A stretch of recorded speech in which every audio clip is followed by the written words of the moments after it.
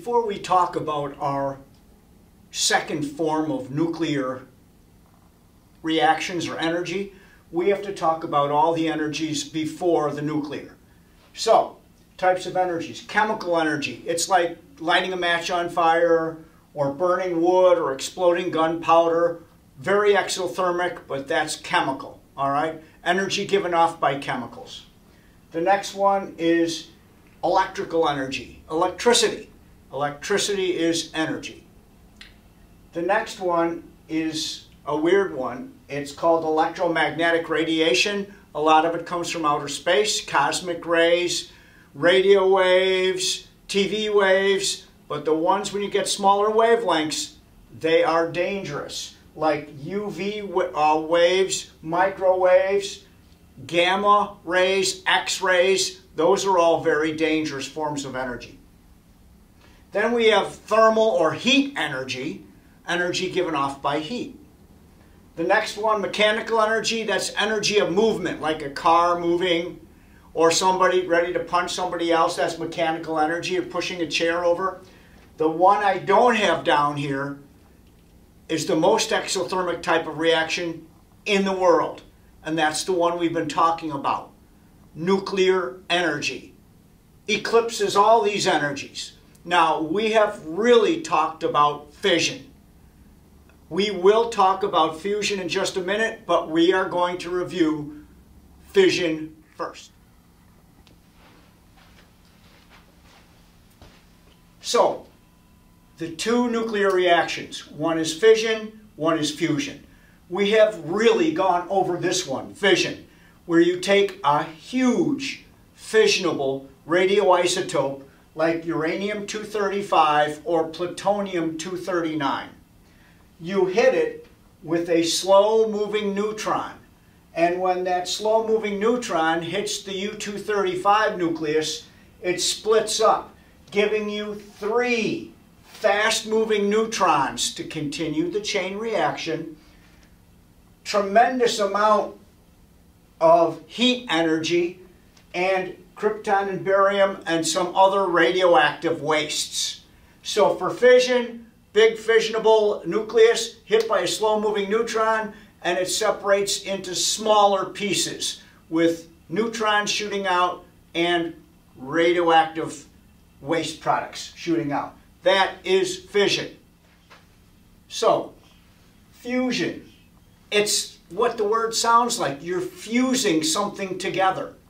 So, the combining of small atoms into a larger atom with a tremendous amount of energy given off. Many more times powerful than fission. So this is the biggest exothermic reaction in the world. Fusion. In fact, it's done on the sun. So fusion is done on the sun, and you know how much energy the sun gives off. So that's fusion. Now, remember, with fission, we took a big old uranium-235 or Pu-239 and split it. Not so with this one. Watch this. What we're going to do is, it says combining of small atoms. So what we have here is this.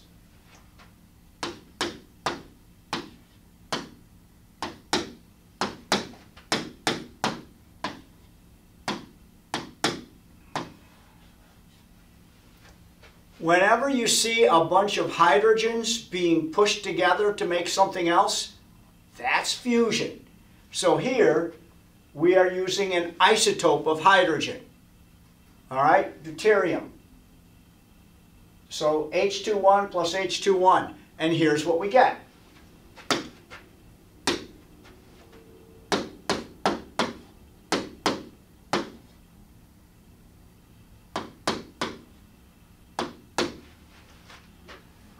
Get a helium nuclei.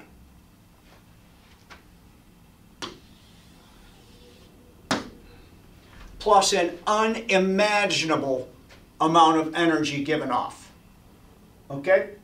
That's it. Now we can have 4 hydrogens across, or 2 hydrogens across, or 3 hydrogens across, but the key to fusion is if you see a couple hydrogens in the reactant side and you see a helium nuclei on the right or an alpha particle, that's fusion.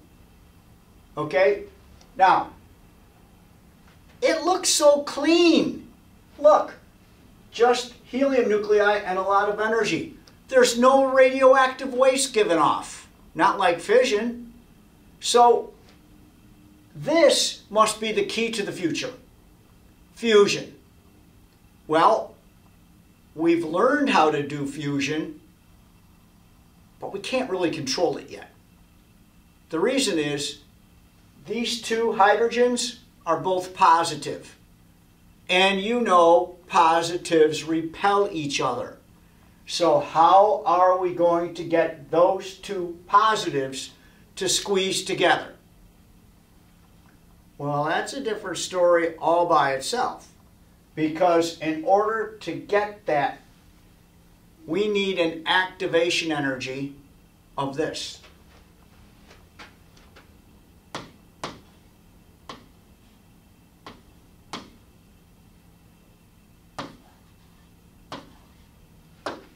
We need an activation energy of 10 to the 9th degree centigrade.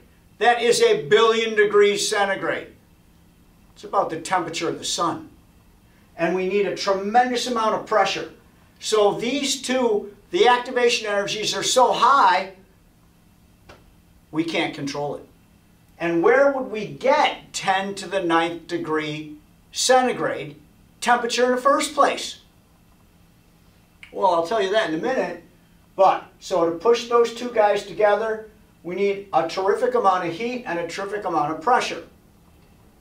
So we tried to make a fusion nuclear reactor, but we can't, because if we needed that much temperature to squeeze the H's together, it would vaporize the buildings.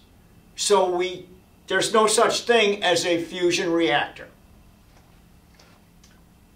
However, we can do fusion. In 1952, the United States exploded its first fusion bomb. Now, they don't call them fusion bombs. Look what they use. They use hydrogens to squish together. So another name for the fusion bomb is the hydrogen bomb. The date is November 1st, 1952. And they are at Eniwetok Atoll in the South Pacific. They are setting up for the first hydrogen bomb test ever. They don't know how much it's going to yield in tons of TNT, but they're setting it up right now. And they put all sorts of World War II ships all around it and stuff, just to see what would happen. What they're doing now is they're putting lights around it. You see all the dials, everybody's getting ready. What you see on board is they're taking off their glasses and they're putting on shielding glasses. This is supposed to be hundreds of times more, well, hundreds of times brighter than the sun. So they're going to count it down right now. You can see them putting on their goggles right now.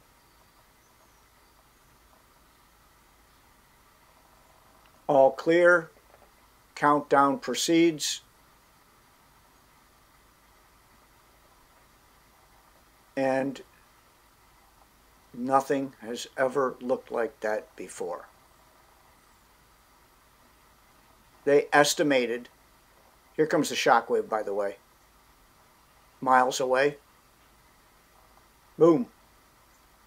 So, what they estimated was this first hydrogen bomb, it yielded 10.4 megatons of TNT.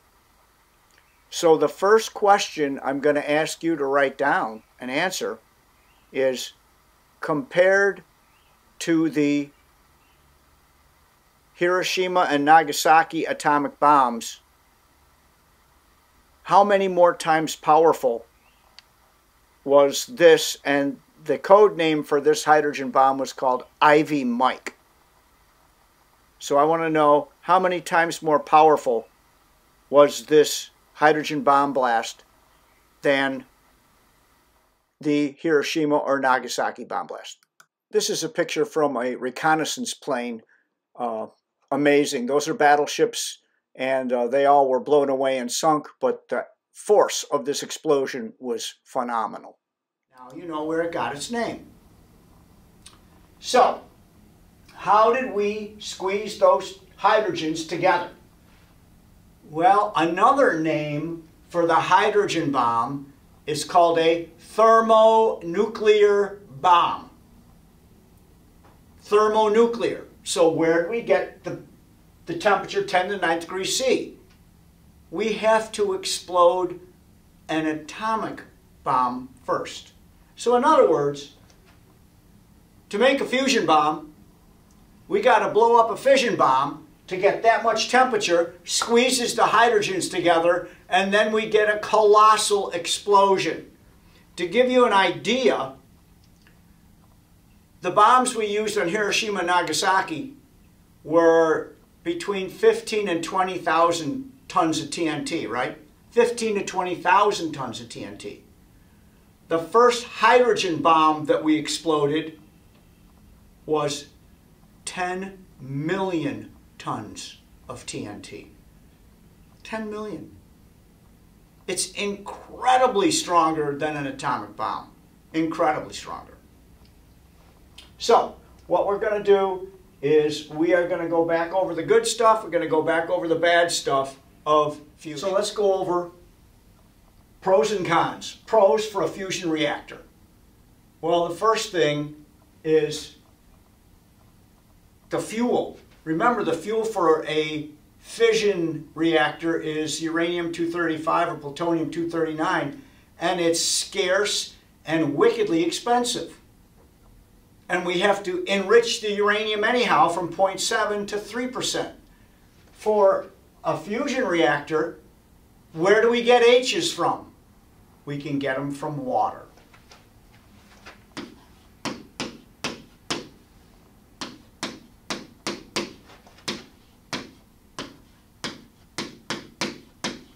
So the fuel could be water. Plentiful. Not expensive at all. 2, there's no radioactive waste.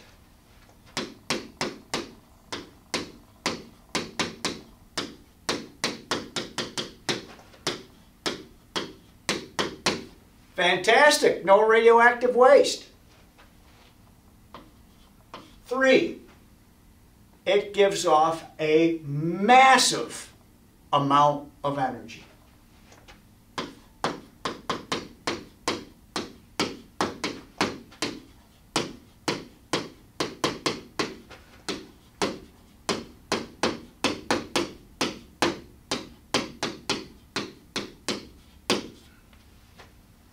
Look at those 3 pros. Incredible, right? Okay, now, there's only one con.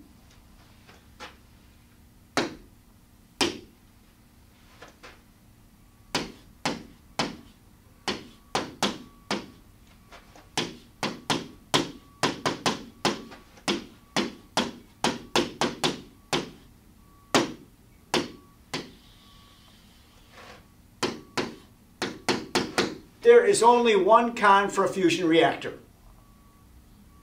We can't do it.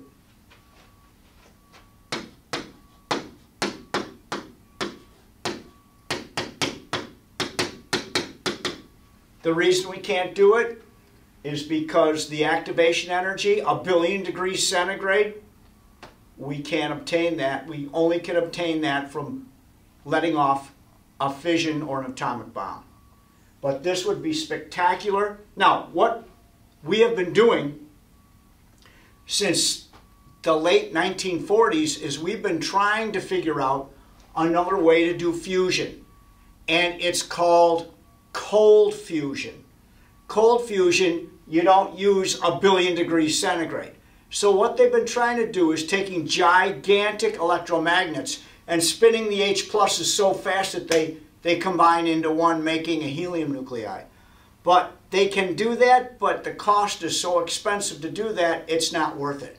So every single country, every superpower is trying to figure out cold fusion. And whoever figures out cold fusion, chances are they'll probably rule the world, because that would be the cheapest type of fuel ever and the cheapest type of energy. All right? Now, this part. We were in a Cold War with the Soviet Union, and it's heated back up again, and now it's with Russia and China. Well, what we have is to hold the peace. We have 20 boomer submarines. A boomer submarine means it has 20 missiles on it. Each missile on our boomer submarines has up to 8 warheads. Not atomic fission bombs, hydrogen bomb warheads. And remember, Fat Man and Little Boy, they gave off about 15 to 20 kilotons worth of TNT. Each one of these warheads could give off 450 kilotons worth of TNT. That's 30 times more powerful than the bombs dropped on Hiroshima and Nagasaki. Think about that. 6 to 8 warheads on each missile. There's 20 missiles. And we have 14 subs like that. And the Russians have them. And so do the Chinese. So one of our subs could actually take out a whole continent. A whole continent. That's why everything's kind of like peaceful, because if ever anybody would shoot one over, the retaliation would wipe out the entire world. Yeah. That's not really exciting to think about, but that's what kept the peace during the Cold War. And hopefully that's what keeps the peace forever. So that was fission and fusion. Now, the final part of the nuclear chapter, we are here. And it is uses for radioisotopes. And the first use is used in medicine. And the one we talked about over and over and over again is this one. Iodine 131. Iodine 131 has a half-life of 8 days, and we use it to inject into people to see if their thyroid gland is working properly.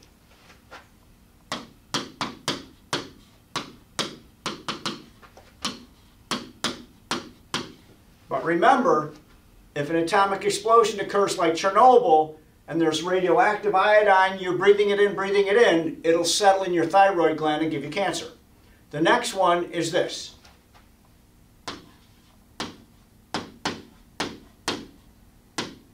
Ra-226, radium.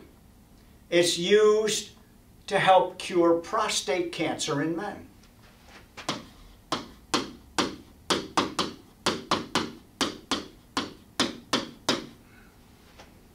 And another one, there's a lot of them, but those two are the main ones. There's cobalt-60, and that's just used to sterilize instruments and everything else. Okay? So remember, I'm not going to write this down, but if you get a radioisotope injected into your body, remember you need 2 things about the radioisotope. Fast half-life, quick elimination from the body. So that is used in medicine. Next one.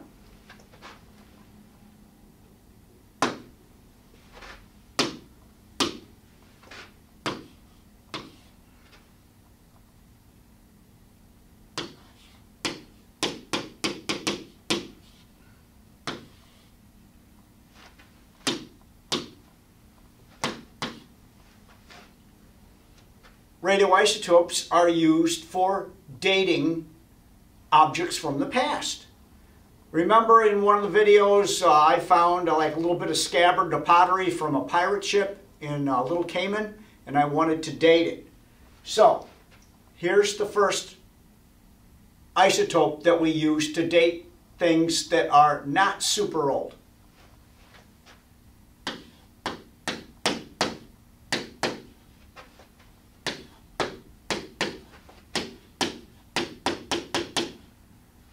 So we use carbon-14, and it's a carbon-14 to carbon-12 ratio. You really don't have to know about that too much. You just have to know that carbon-12 is almost a 6,000-year half-life, like 5,715. So it can't be used to date like dinosaur bones or fossils, because with 5,715-year half-life, you wouldn't have anything left after a couple million years. So this is used on objects like skin and fur, scales, hair. Remember the Iceman that they found in the Italian Alps? They found out that he was about 5,000 years old. Okay, that's how they dated him, carbon-14. This is only good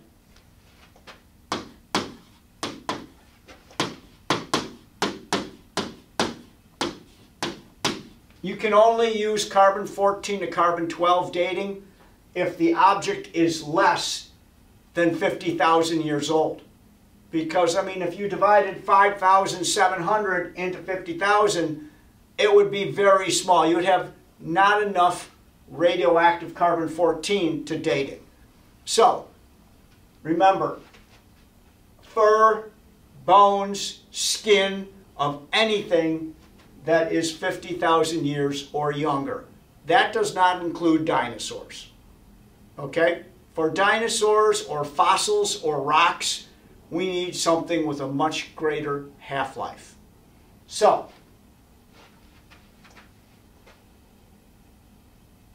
we're going to put down number 3, carbon-14 to carbon-12. Number 3 is this.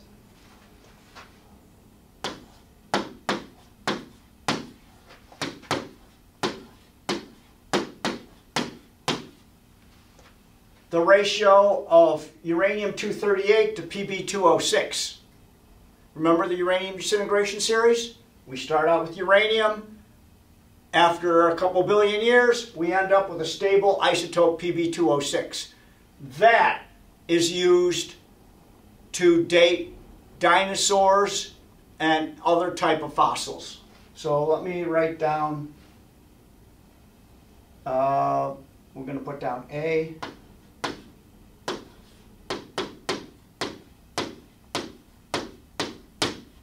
So dinosaurs, fossils, geological rocks, anything like that. Anything that has a really, anything that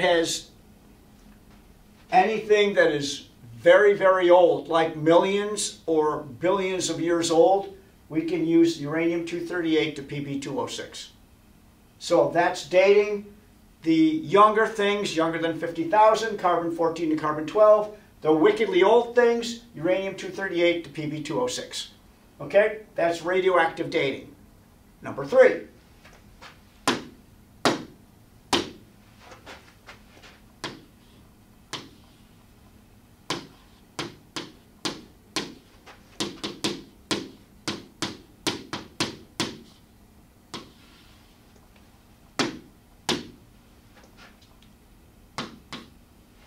Food industry. Really? Yes, the food industry. What they've been doing, and we've seen it in Wegmans and Tops and Weiss, all the supermarkets carry this particular type of hamburger meat. Now remember, hamburger meat you can't eat rare or raw because it may contain E. coli, and E. coli will kill you. So what they do is they have raw hamburger, but they also have hamburger meat that is irradiated. Now, irradiated means they gave it a little shot of radiation. Not enough to wipe any people out, but enough to kill everything. Okay?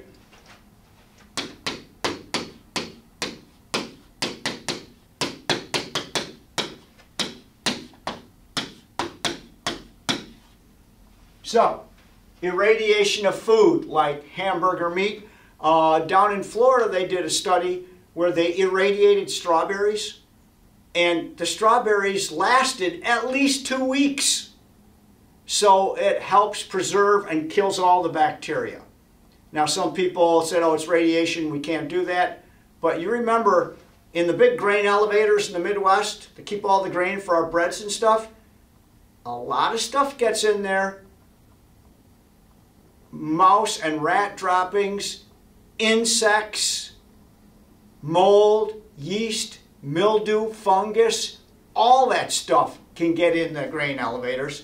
And just a simple shot of radiation will kill everything. So, if you want to be safe, you buy irradiated hamburger meat, and it lasts a couple weeks. And it will be safe to eat, even if you want to eat it raw. Okay? So, that's food industry. Number 3. Here's number 4.